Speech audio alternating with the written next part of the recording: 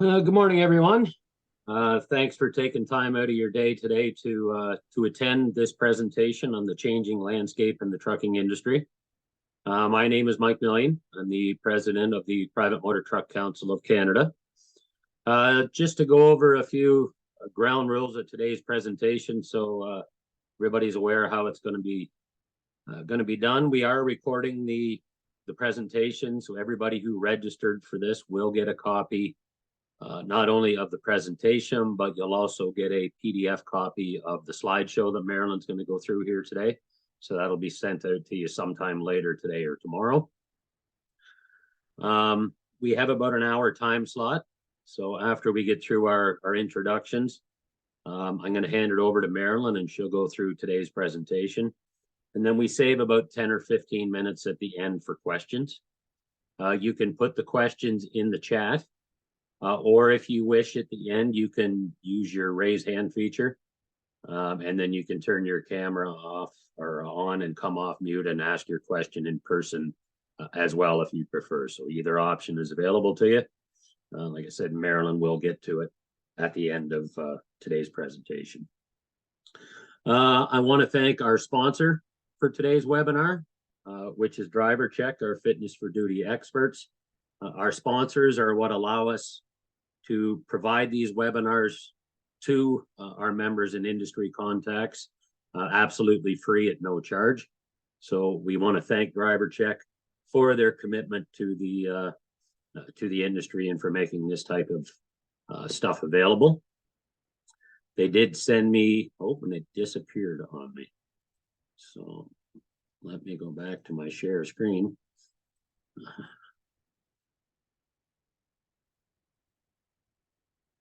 Technical difficulties, which are usually the fault of me. I don't know. I went to forward the slide and it just disappeared, but there we go. So I think hopefully everybody can see that now. Driver Check is your fitness for duty experts. As Canada's fitness for duties experts, Driver Check's top priority is the safety of your staff and workplace. Founded in 1996, Driver Check is the leading provider of workplace medical testing and assessments in the country, providing support to the transportation industry since the beginning. Driver Check conducts hundreds of thousands of medical tests annually, offering drug and alcohol testing, occupational health services, injury management programs, pre-hire testing, and medical staffing right across Canada. So wherever you are in the country, Driver Check is likely there and can help you out. Driver Check is a proud member of the PMTC and supporter of the PMTC. And we thank them for taking the time to sponsor today's seminar. So with that, I'm going to stop my share and I'm going to hand it over to Marilyn. I guess just one other reminder, if I could ask people, while Marilyn's presenting, if you could turn your camera off and leave yourself on mute, just to limit the distraction. And that way we'll only have we'll have the full concentration on Marilyn. So right now I'm going to hand it over to Marilyn Serber from 10th Street. And perfect, Marilyn, your presentation is coming up there now. Awesome. We can see you just need to go to full screen, I think. There we go. Perfect, we got it. So Marilyn, I'm going to hand it over to you. I'll let you introduce yourself and I'm going to sit back here and watch with interest like the rest of the people. And I thank you for taking time out of your day to make this presentation to us. Yes, well, thank you guys very much for having me. I apologize for my voice. I have a little bit of a cold. As Mike said, my name's Marilyn. I'm with 10th Street, and my background is I've been in this industry since 2008. I started out as a driver recruiter with Melton Truck Lines, a flatbed carrier, 1,400 trucks in Tulsa, Oklahoma. And from there, I was lucky enough to do all kinds of things from driver training, staff hiring, driver retention, corporate communication, really just across the gamut. One of the things you get to do in a growing fleet. So I was really lucky to be able to do that. And then I've been at 10th Street now for almost 5 years, where I take care of all of our industry relations and our partnerships. So I spend a lot of time traveling to conferences, I get to come to Canada, quite a bit and giving a lot of presentations and working with the fine people in this industry. So this is one of my favorite topics. I've been presenting on generational issues since 2015. So really for a long time, we've been talking about this when millennials were entering. And so now, we're talking about iGens, which is the generation after millennials. So today we are going to identify each generation and their differences. We're also going to understand the differences between iGens and millennials, as a lot of people still kind of think if they're a young person in the industry, then they're a millennial, right? Which is, we're going to debunk that today. We're going to understand why you need a generational approach to recruiting, retention, and safety. We're going to also talk about why this is important for our industry as a whole to stay relevant, and how has the demographic landscape changed, and what are some small changes that you can make immediately that can um, improve your multi-generational approach. So let's get started, right? I love quotes, and this has been a fun one. Since we are all immigrants to four other generations, we might as well not be jerks about it, right? We're all here from different generations, and so let's figure out the best way to be here together and thrive. So silent generation, which is 1927 to 1945. Um, we probably don't have any of those on the call. There's not many of those left in the workplace. Baby boomers, 1945 to 1963. We probably do have quite a few boomers, probably even more Generation X, 1964 to 1980. Generation Y, 1981 to 1996. And then Generation Z, or the iGens, are 1997 to 2010. So if you don't mind, go ahead and just put what generation you're in the chat, because I always love to see, what is the demographic breakdown of the audience, because as I said, I've been giving a presentation about this topic for almost 10 years, and the demographics in the audience have changed drastically over those last 10 years. And so it's always exciting for me to see. So what unites and defines a generation? So, members share a common time in history. So, as people are born into a generation, they share the same things are happening at that same age in their life, right? What are the defining historical and cultural events that are happening? What's normal in society? What's the societal values? What type of technology is available? What are the generational attitudes, preferences, fashion, leaders, popular icons, music? All of those things define and shape a generation, and we as a generation go through those things at a common time, and that unites us and builds our generational values. We won't spend a ton of time talking about the silent generation, because as I said, most of this generation we're not lucky enough to have in the workforce anymore. But this generation was greatly influenced by the Great Depression and World War II. This is the generation that literally built America. So the buildings, the the foundation that we have was because of this generation. They were part of that economic boom. They're very patriotic and loyal, have a long-term commitment to the organization. They have a strong work ethic, right? They're a duty before pleasure. They respect authority, and they're dedicated to the success of the organization. So we're good team players, carry their weight, and don't let others down. So we have them to thank in Canada and in the U.S. for building, building what we have, a foundation that we had to build on and grow from there. Baby boomers. So you'll notice we have baby boomers 1945 to 1963, and there probably are several of you in the audience. I'm going to look and see in the chat. Gen X, Gen Y, boomer. Yeah, mostly Gen X and a few boomers. All right. So baby boomers are a huge generation, right? 84 million. And we still have tons of them in the workforce. But before COVID, baby boomers were the largest workforce, the largest generation in the workforce. And that has changed since COVID, partly before COVID, because of COVID. Um, Baby boomers were born in the economic growth right after World War II. They also have strong work ethic and they put in long work hours and they're results driven.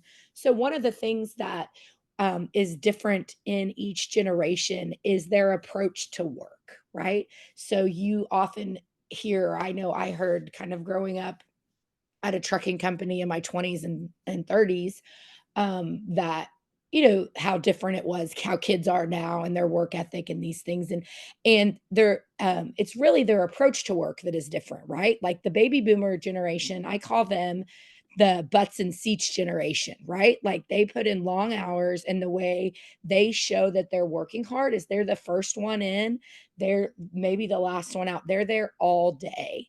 And so, and from their perspective, if your butt's not in that seat, you're not doing work, right? They have a more formal approach to work. Think about things like dress code, right? When they entered the workplace, women weren't even allowed to wear pants in the workplace, right? And they were wearing full suits. And so that's a pretty drastic change from where we are now. Baby boomers believe in paying your dues, and making sacrifices for rewards, but they realize that loyalty is dead in corporations. They follow the rules and they follow a traditional career path, right? So that's back to paying those dues. So you start at the bottom or you work hard and you work your way up, and you're praised and promoted for the hard work that you've done. Part of following that traditional career path is accepting authority figures, strong leaders, and also, a traditional organizational structure, right? Baby boomers value that. They believe they can make things better. They're optimistic and idealistic, right? They're also, they were hippies. Generation X. So that's 68 million. And so the reason that matters is that that's a smaller generation, much smaller than the baby boomers and the millennials on the other side of them. So Generation X is there are the latchkey generation, right? Or sometimes lovingly referred to as the MTV generation. Um, these were the kids, we talk about approach to work. Well, parenting also definitely affects that, right? So baby boomers, they grew up primarily in two family homes, right? Where mom was at home, dad was working, larger families, kids came home, mom was there, they had a snack, and then they went out into the streets and played until it was dark and time for dinner, right? Well, by the time Generation X came along with 68 million, women were in the workplace more, right? There was a lot more women in the workplace. So moms weren't always at home. You also started to see divorce was way more prevalent, right? So you had single parent homes, which you didn't have much of in the boomer generation. And so Generation X is very independent because they were raised that way. They would come home after school with their siblings or with their friends. They wore their house key on their neck, and they would let themselves into the house, and they would watch MTV, they would watch movies, right? If you know people in Generation X, they can quote every movie line that there is, right? Xers out there in the audience, I know you know what I'm talking about. You can quote all the music and all the movies. That's your generation. But you were an independent generation. Your parents weren't there when you got home from school all the time, so you had to learn to lean on yourself, your siblings, your friends. And the reason that that's important is because people take those attitudes into the workplace, right? And so when Generation X entered the workplace, they started to challenge some of those status quos from baby boomers because they were different. Generation X grew up seeing scandals in business and government and the stock market. They learn quickly and they put learning into action. They want work life flexibility and balance. So you can see they're not the butts and seats generation. They are more the generation. They're going to come in at 8, they're going to leave at 5, they're going to do what they're supposed to do. But when they leave, a lot of times they're going to leave that at work. They're going to go home to their family. They don't define themselves by their jobs, but assess their career progress. They're not going to rely on the organization to take care of them. They trust themselves and they like autonomy at work. And so this was the first generation to have cable TV, to have video games, to have microwaves in the home. So they saw a lot of technology while they were growing up, and they took advantage of that technology. And then we go to baby boomers, so 79 million. So again, a huge generation. Generation X is sandwiched between these large generations, and they were kind of leapfrogged. They were never the largest generation in the workforce. So it went from boomers to now it's millennials since COVID. And part of that being because we saw so many boomers leave the workforce and just either at retirement age or retire early during COVID. And so you can see the me generation. So millennials, we talked about how boomers grew up and Xers grew up. Well, millennials grew up where they were the first generation to grow up with really like organized childcare and sports. So their parents were both working or they were in single parent households, but they were still never alone. They had every single minute scheduled for them, right? They didn't go home after school by themselves. They went to daycare or they went to an after school program or to some type of sport where everybody got a trophy, right? They're the everyone got a trophy generation. And they take that attitude into the workplace. They like constant feedback and they don't like to be alone because they never have been, right? They grew up very differently. And, I always, I can't look at you guys right now because we're virtually, but I love to say, any baby boomer who complains about millennials, I like to tell you guys, it's your fault we're this way, right? You guys raised us to be this way. Like you scheduled it all for us and told us how great we were.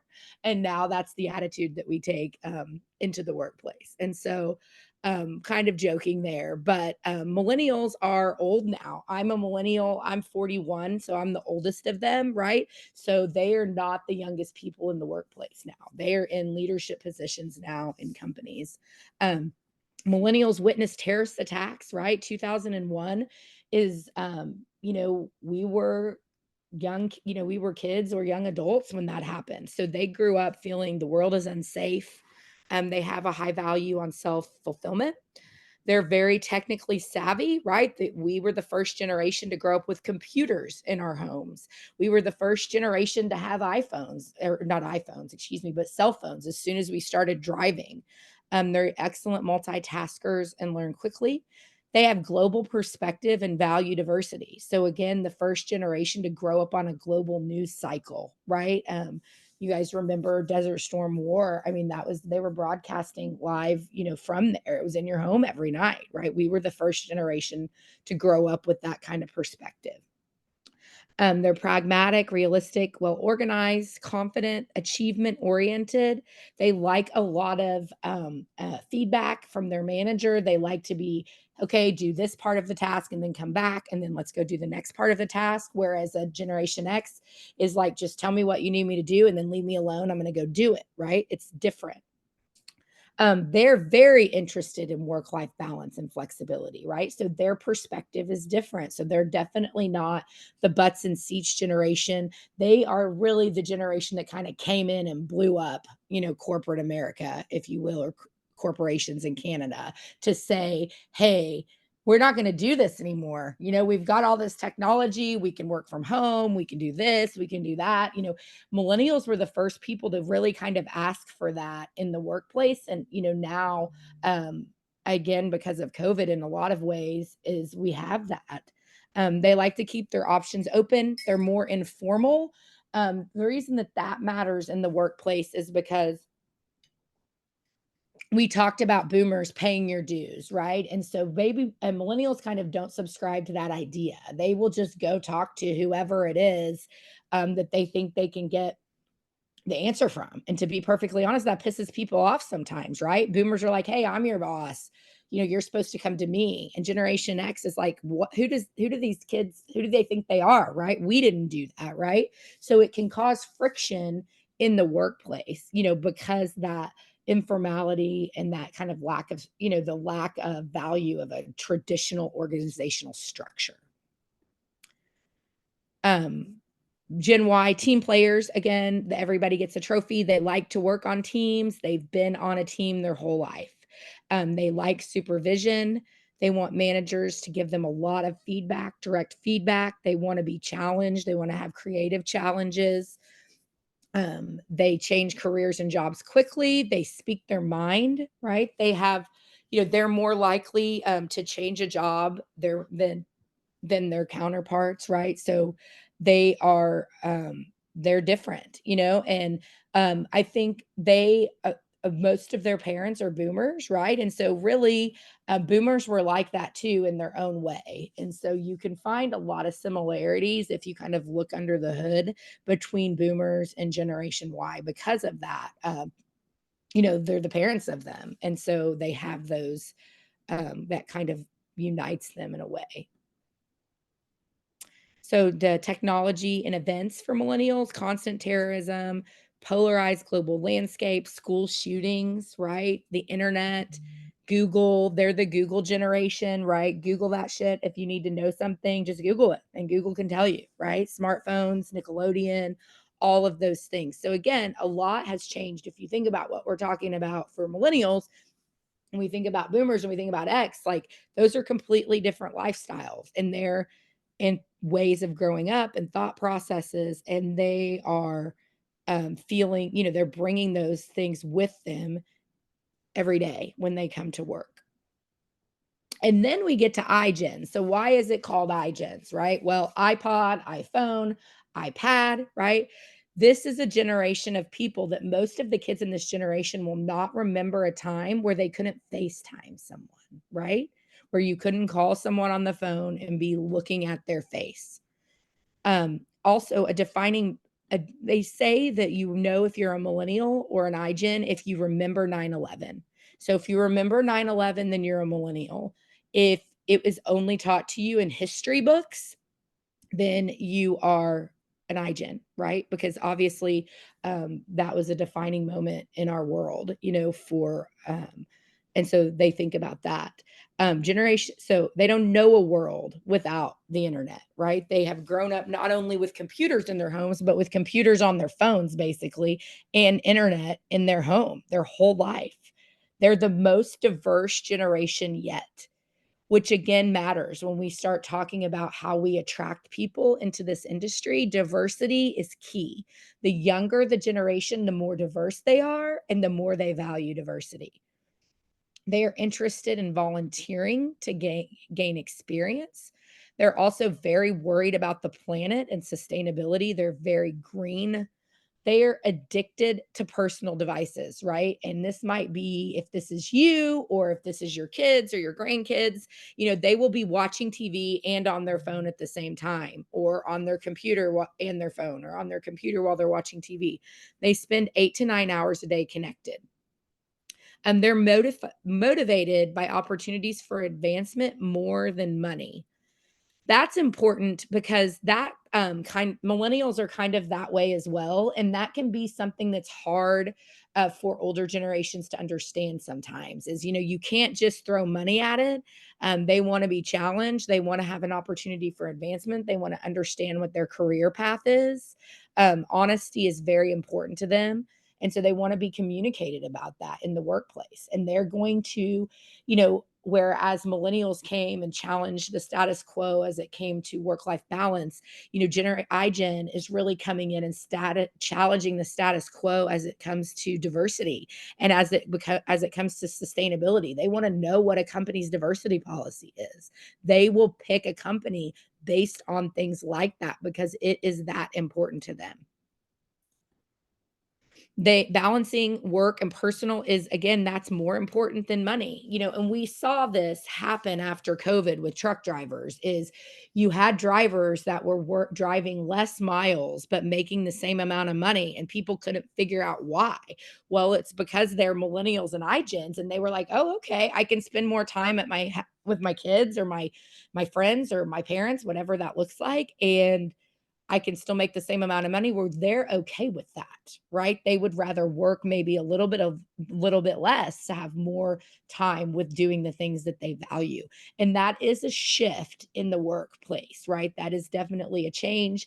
And it's something that, especially in the trucking industry, I think we have to take into consideration. You guys are much more advanced on that in Canada than we are in the United States. So kudos to you guys. Um, iGens want to make an impact in the world with their job, and 50% of them will earn a college degree. 50%, that's a lot. And that's that's the most educated generation that we will have, right? They use social media to do their research. So if millennials are the Google generation, iGens are the YouTube generation, right? If they want to figure out how to do something, then they just go to YouTube and watch a video and figure out how to do it. And boom, they're doing it. And, if they're going to look up your company because they are thinking about going to work for you, they're going to be doing all of that on social media. They're gonna be looking on they're not gonna be looking on Facebook. Millennials are gonna be looking on Facebook, but iGens are gonna be looking on Instagram. They're gonna be looking on Snapchat. They're gonna be looking on LinkedIn, to see what can they find out about your company. They would rather shop online and buy electronic books, right? So they're not going to the store. They're not spending a lot of time, doing that stuff. They buy everything online. That's where they live, right? They are savers. They are better with money, especially than millennials, which is good. They're the most independent generation. So if you think about boomers raised a lot of millennials, and a lot of iGens were raised by Generation Xers. So you have those independent generations. And so that is, really important. When you think about them in the workplace, they are independent. They will figure it out on their own, which again is different than millennials. And so I think it's important to make that note is that, they are their own generation and their key differences. And that is one of them, right? Marriage to them is less important than parenting. So you will see them, they're having kids maybe before they're getting married, or they're having kids on their own. They're not even waiting till waiting to meet a partner. They're just going out and, figuring out a different way. They are going to live at home longer than previous generations, which was again became kind of a trend with millennials. But these kids, I say kids, these adults, young adults, they are happy to live at home if they're not married or they don't have kids. They're saving money, they have a job, they're at home. I mean, and we saw a lot of that. COVID also precipitated that, right? Because a lot of these folks were still in college during COVID and they had to come home. Campuses were shutting down, right, all across the world, and it just kind of pushed that. So now they may be in their first or second job and they're still living at home. Generation Z has come of age with numerous technologies and events shaping their worldview.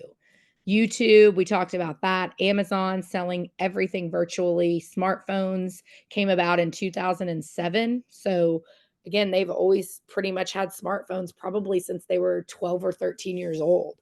They saw the first African American president of the US, Uber, right? United Kingdom voting to leave the EU, right, in 2017. So a legion of new influencers, celebrities fueled by social media. So whereas generations before iGens, we had the sports stars, political figures, or famous actresses.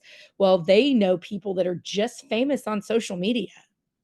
My son is 15 and we went this summer, we went to an event for a YouTuber, right? Like that's his whole platform is YouTube. And he goes on tour and it's like a concert, but it's like a live YouTube video. So they have identified with these personalities online that are just fueled by different types of social media. So, how does this apply to the trucking industry, right? When we think about all these things and we say, well, okay, great. Why do we care in trucking? We know we have a driver shortage, and the average age of an over the road driver is 46 years old. So that's down 9 years in the last 5 years. And so that's important because the demographics of our industry is changing rapidly. It is getting younger and younger by the day. And the average lifespan of an over the road driver is 61. And so the question is who's going to be behind the wheel in 2030, and how do we know and make sure that they know about trucking and that they know what a great career it is at all levels. So not just for drivers, but for technicians and for recruiters and driver managers and accountants. And trucking companies have every job They have a ton of jobs. But how do we make sure people know about that? So let's talk about some of the key differences between millennials and iGens. So their approach to work, right? So we talked about the approach to work. Millennials have a more informal approach than previous generations, but iGens are really informal. Like, they will be come in like their hair may be all 5 different colors. They may be wearing sweatpants and socks with Crocs, and like they're unapologetic about it, right? Millennials were at least kind of apologetic, like, hey, is this okay? Can we do this? And kind of pushing towards it. Money and retirement. So iGens are better with money. They're saving money um, and thinking kind of about retirement more than their millennial counterparts. Consumption and branding. So as we just talked about, iGens value online brands. So not necessarily traditional brands that other generations grew up with. And that's how they consume everything is online and through social media. They are completely driven by technology. It is a part of everything that they do. And it has been since they were kids, right? Again, think about COVID, kids going home to do school virtually. I mean, you had kindergartners, first graders, second graders doing school on a computer, right? That has never happened before. And so that drives this generation more than any generation before them. So how do we recruit the next generation? So, first of all, the industry has to actually become more millennial and iGen friendly and target that population, right?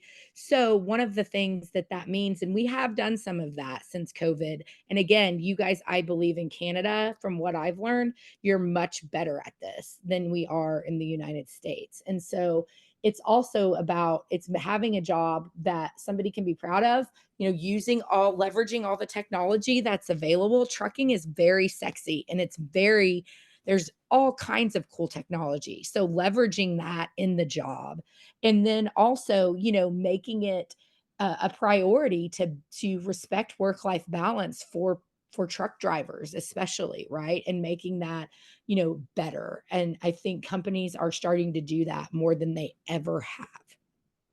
You have to have more presence on social media. You absolutely have to. And you have to have presence on different social medias. So, millennials and boomers and Xers, we're all on Facebook. Your iGens are not on Facebook.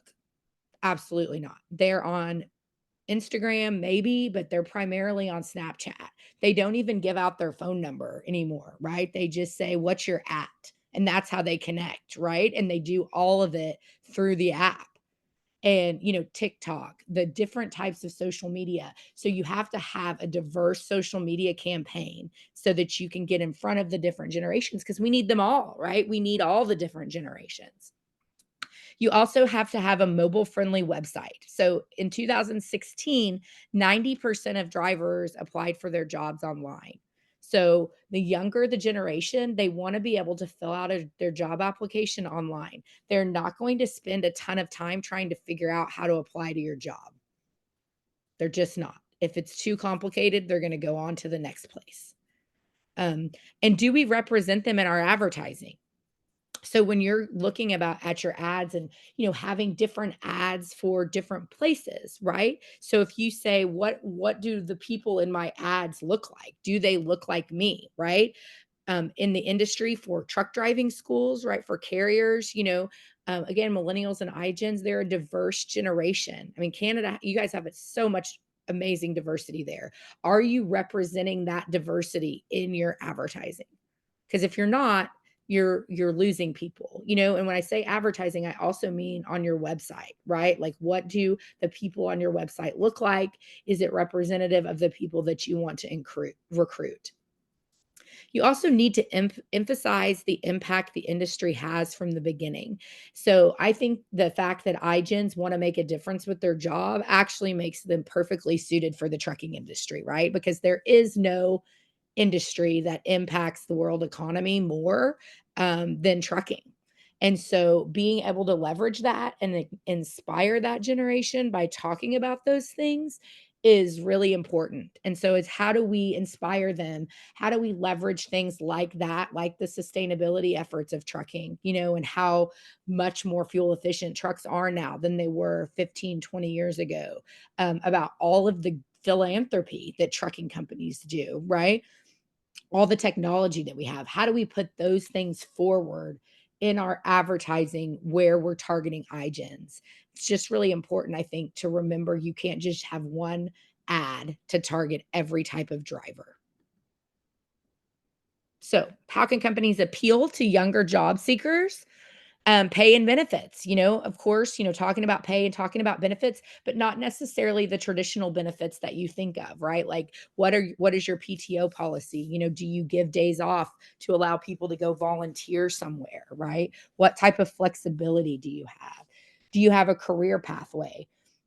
If you don't have a career pathway for drivers, that's really important. And I think, that you can create those in trucking companies by, having trainers and mentors and all type ambassadors, different things that they can do as their career grows in your company. Company culture is really important. So, talking, everybody cares about pay and benefits, but that's really just kind of the baseline now, right? In trucking is kind of like, what else do you have? What is your company really good at that you can talk about? So make sure your company culture is alive and well, and you can feel that when you go onto your social media sites and when you look at your website. What kind of continuing education opportunities and training opportunities do you offer? Younger job seekers absolutely care about those things. How do we retain the next generation, right? So retention is a problem for our industry. Again, you guys are much, much better at this in Canada. We could learn from you on the retention front in the US for sure. But it's harder. The younger the employee, the harder it's gonna be to retain them. Statistics tell us that, right? So training and development, they want training, they want development, career paths from the beginning. They want to understand what their future can look like at your company. So set early and attainable goals and communicate that with the employee. Autonomy, again, set clear goals and expectations. Have a driver scorecard so that those drivers can see where they are in the fleet at any time and how do they compare to their peers. Let them own part of the process. So driver feedback groups, driver roundtables, driver surveys, those types of things are great. Get drivers engaged with the process and give them the latest tools and technology. We have so much technology available in trucks and, through ELDs and through our apps on our phone, leverage that technology with drivers. Let them do training online. Make sure you can do as much of your hiring process online as you can. Digitize your onboarding paperwork. Those are things that matter to the younger generation. Purpose. They're not just a driver. So take time to help them understand how they are making a difference in the economy in Canada, how they are giving back, and how important that job is. One of the things drivers did benefit, our industry benefited from that during COVID is people, for the first time, at least in my lifetime, people were loving drivers and thanking drivers for what they did. We need to hold on to that as much as we can, right? And let them participate in charitable organizations as well, right? How do they get involved with Special Olympics or, whatever charity might be important to them or important to your company? Remember that it's not just about money, right? It's about other things. Engagement. Use social media to keep them engaged. So you can have targeted groups. So whether that's on TikTok or Snapchat or Facebook, you can have a targeted group. So you can have a safety group, you can have a fleet manager group, you can have a veteran, a group. You can have groups for all different types of things that can engage a like-minded group together and allow you to communicate with them in a way that they're comfortable receiving their communication. Use the technology to get them involved. Again, gamification, online training, online surveys, social media. Make sure that you have a way to send all of your information to them electronically. Committees and involvement in the company. Do you have driver committees? How can you do those types of things? Do you have driver mentor programs? Those types of things keep drivers engaged. And that is building a career path too for drivers, letting them do other things that they're interested in and that they're motivated by in the company. So the generations and the average age. So this is really important because this changed a lot, right? During COVID, was the first time like that we see now, um, almost 50% of the drivers that are applying for jobs, and this is mostly US data. So let me precipitate that, right? We don't have as much Canadian driver data as we do driver data in the US. But in the US, we're seeing for the first time ever, we started to see in 2021 that half of the drivers applying for jobs were 40 or younger. 40 or younger. That's a big deal. And we continue to see that trend. We have every quarter since the second quarter of 2021. Gender. And again, mostly based on US. I look forward for us having more Canadian specific data over the next couple of years so we can show those differences. But again, female drivers, almost 12% female drivers, which again is a big difference, right? Than what it used to be. We've kind of inched up from 5-6% of female drivers. And so as the driving force gets younger, it will become more diverse, but we have to still be intentional about it and make sure that we are targeting folks in a real specific and intentional way. So that's what I got for today. What questions do we have? Awesome. Thanks. Thanks, Marilyn. So anybody online, feel free to either put a question you may have in the chat or feel free to come off mute, turn your camera on and ask your question in person. So does anybody, can you stop the share on the presentation there, Marilyn? And then we can kind of see everybody if they turn their camera on. Yep. Awesome. There we go. So does anybody have any questions for Marilyn? Okay, it doesn't appear we have any yet. So I have a one that I'll put in here first. Okay. And on your data, I mean, it's hard to get good data in Canada, period. Yeah. So, but I mean, the US is doing a lot better on expanding the amount of female drivers than we are in Canada. I think the last stats I saw for Canada were just a hair under 5%. So you're almost double what we are for female drivers. The average age of our own benchmarking surveys for the first time we're under 50. Wow. So we're not quite where you guys are yet, but at least it's heading in the right direction. A question I would have for you though, do you think, it's good news, I'd say, if the drivers are getting younger, that's good, because we've always had an issue with, we have more people retiring than we do have coming in the other end. Right? That's right. And the long haul segment, over the road segment, is always the one that struggles the most, trying to not only get drivers, but retain those drivers. Do you believe with the drivers getting younger and younger and probably less desire to be gone 1 to 2 weeks at a time, do you believe more companies in the trucking industry are going to have to make some sort of fundamental change to allow these drivers to be home more? I do.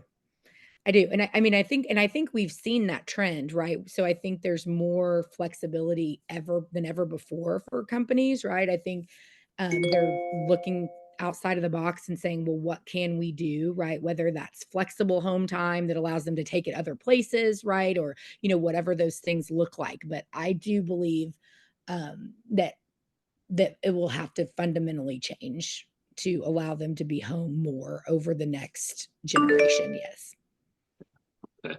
Yeah. Good question. Sorry, go ahead. No, that's okay. And it's hard. I was an over the road flatbed recruiter, so I get it. It's hard to recruit for those jobs, but it's also hard to change your company, right? Like it's hard. You can't just overnight say, oh, we're not going to be over the road anymore, right? You have to build up your company, your customer infrastructure and terminal infrastructure. You have to, it takes time to make those changes. So I think we're on the right track.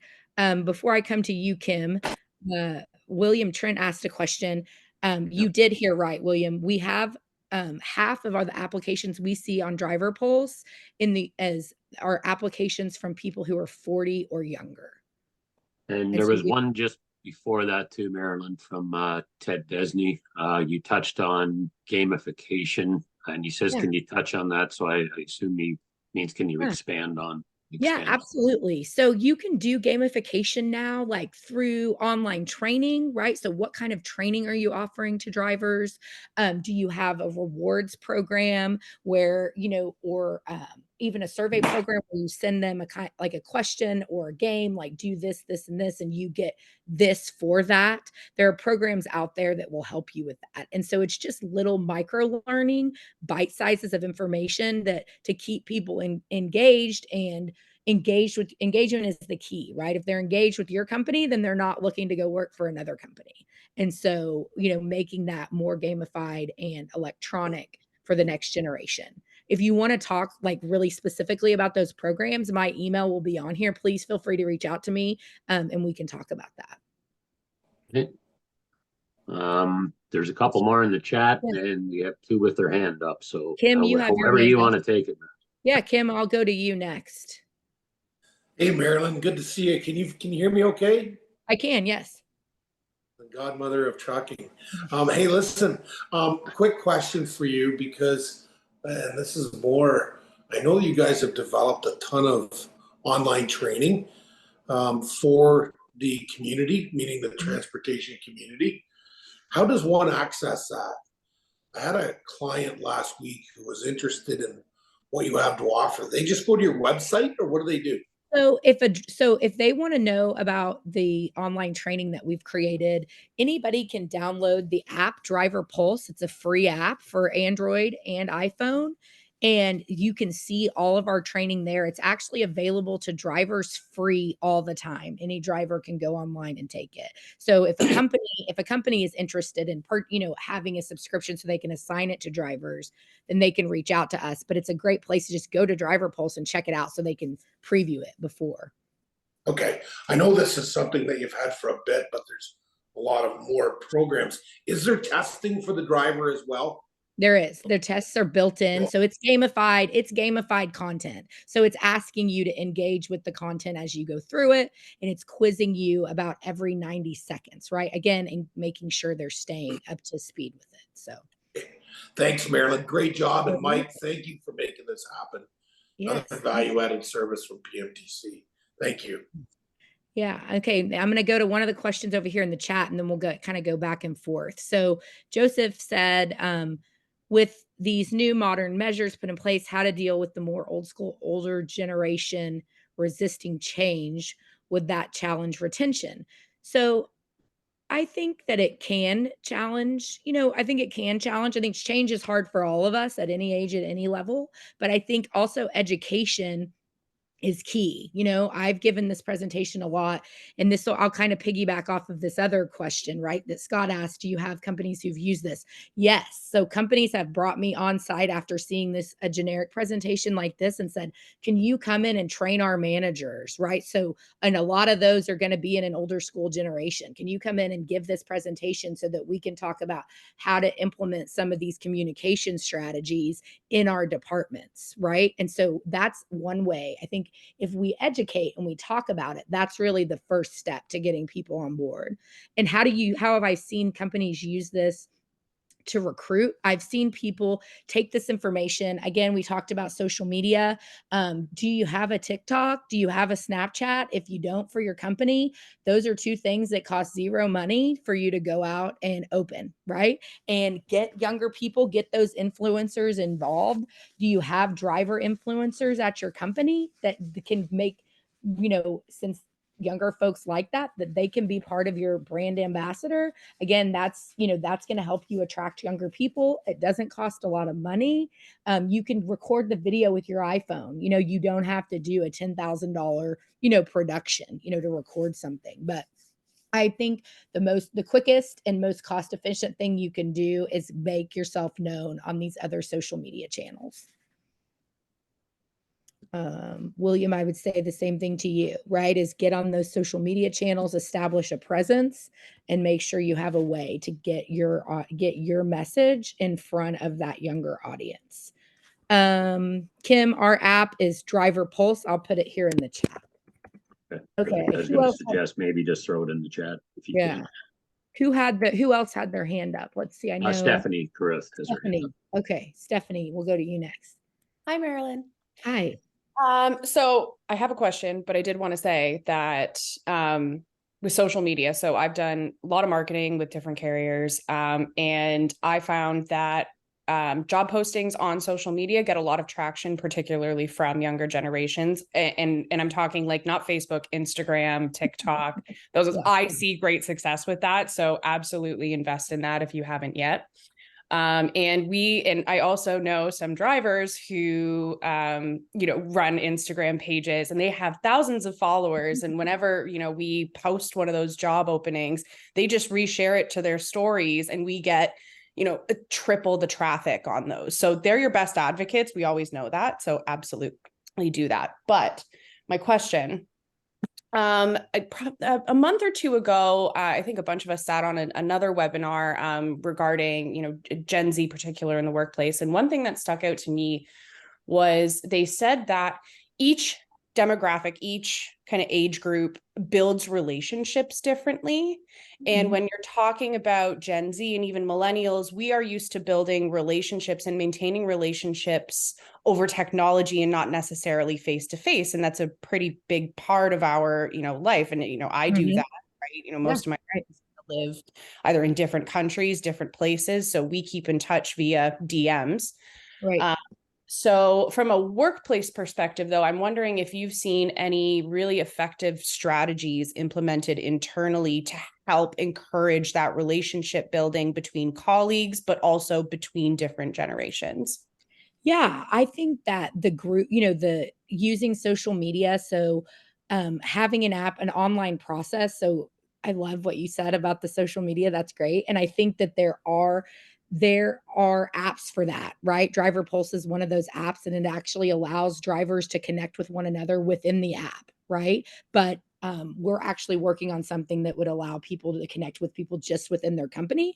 But what I have seen companies do is have those groups internally. So they have of company Facebook or Instagram, and they put people together in different groups, and then they have like a moderator there. So if they're part of this fleet, they might have their own fleet group where just the fleet is integrated, talking back and forth and sharing information. Or the operations department, is then doing that, like kind of before, we have teams now and stuff like that where you can kind of do that. But social media is kind of a more less threatening way. It feels more social than it does work, right? And so and again, that doesn't really it doesn't cost any money to have, to have an Instagram account or a Facebook account. You just need a moderator and folks willing to communicate with one another, and you would be surprised the engagement that you get. And it works with drivers, it works with office, it works with technicians, because you're absolutely right.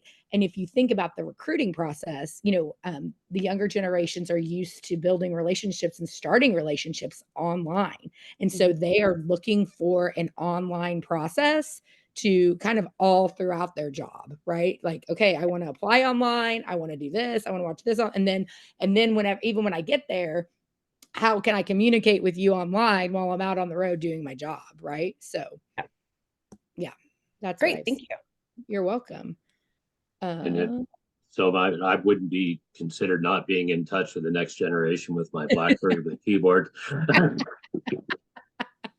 Oh, hey, you go on Facebook, Mike. You guys do a good job of putting your information out there. But no, I think that do we have any other questions? I think we got all of them in the chat. Just a comment, and I would Rand made a comment about using this information in schools, and agreed. And you know, not just using the information. I think the key point is they're getting out to schools. Right? We Yeah, want to see this absolutely. age keep coming down and down and down. Yeah. I know I've been going out to speak at schools for the last year or so to high school kids. Stephanie has been. I know other people have. So I think the key thing is, and we can't wait till grade 12, or Right. if Yeah. they've already made up their decision by then, right? Like you Yeah, need to start exactly right. talking to these kids in grade 7, 8, 9, and 10 when they're making their decision, and letting them know about all the opportunities in the industry, Yeah. not just driving jobs, but all the other opportunities. That's as right. well. That's our challenge. I mean, we all love this industry and it has so much to offer, but you know, it's up to all of us, I think, who love it, you know, to do exactly what you're talking about. You know, my daughters in kindergarten, they had to touch a truck, right? So Melton brought out Yeah. a truck, you know, those types of things is like the more we can talk about all the great things that trucking does, I just think the better it is for all of us. Agreed. So good. All right. Thank It you guys so looks much. like I love it. Thanks for having me. no, thanks. Thanks for being on. I'm just going to quickly touch on this. They say, what are they saying as feedback when you were talking to them? Are they thinking trucking? My own personal experience at the presentation, you know, we do when we go in, we have a PowerPoint, we have some videos that we put up about different jobs and interviews, and a lot of them are surprised at all the different opportunities there are in the trucking industry. Everybody just thinks about it as, well, all there is in the trucking industry is positions of truck drivers, which, you know, it's a great job to have, and it is vital to our industry. But there's also all sorts of opportunities for advancement within the industry that people don't even aren't even aware of, right? Yeah. Whether it's IT, insurance, claims investigators, recruiting, retention, dispatch, you know, the list goes on and on. So you know what I try to point out to the kids when I'm there, I think we understand that people don't start a job and stay with the company for 30 years anymore. They want to move around. And one thing I always try to highlight to them is, you know, you can do all these different companies and stay with the same company if you want. So it could actually help you not have to move companies all the time, because there's so many different jobs you could have within the same company where you can keep advancing your career and change what you're doing. And I think that's what we need to let the next generation know. The attention span isn't what it used to be, right? Right. Well, and we have so many great success stories, you know, of drivers who, or even people who started out as drivers that, you know, they're now running a trucking company, or they own a trucking company, or they're an executive vice president in a trucking company. You know, like we have a lot of great success stories that I think resonate with folks. So yeah. I started out as a driver 34 years ago in this industry. Yeah. So, yeah. Yeah. Yeah. All right. Well, thank you very much, Marilyn, for this presentation. Yes, I want to thank everybody for taking the time to be on the call today. We know how busy everybody is. And of course, I want to thank Driver Check for sponsoring this webinar again and making this possible to everybody. And keep your eyes out for the presentation and the recording of today's presentation. With that, I hope everybody has a great day. Have a safe and happy Halloween tonight. If you're not out trick or treat, make sure you give all the little kids some. So have a great day, everybody. Take care. Thanks, guys. Bye.